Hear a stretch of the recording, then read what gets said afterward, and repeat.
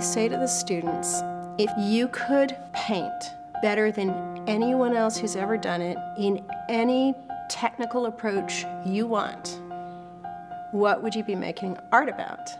Because if you think you're in here just to learn technique, you aren't. You will learn technique, but ultimately, why? Why are you using this? Why are you doing this?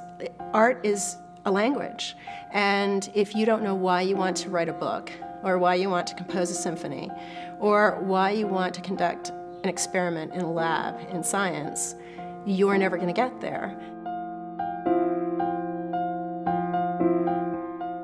It's at the point in a secondary level course that they start to really grasp the notion that why do you want to do this is so important.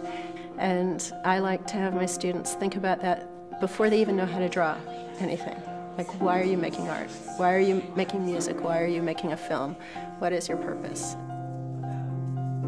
Every single one of us is so unbelievably different, and we all paint in such different ways, and we paint so many different things, and she really doesn't teach us what to paint. She teaches us how to paint and how to develop in ourselves and become who we are in our work. I never dictate the content of work to the students, so that each student is actually charged with the responsibility on the first day of making choices about why they're making art, why they want to even try to make art, and as long as they're well invested in that, they'll be less inclined to stop working when they actually encounter the amazing frustration that they have to actually get good at it. The second semester, when you're in painting too, what makes it different is that you're given a real option to explore your own concepts and ideas, and that's the first time you're faced with coming up with those ideas, and it's hard because you learn that you can paint anything, you can make art about anything. It's like trying to discover what it is that speaks to you, what you want to paint about.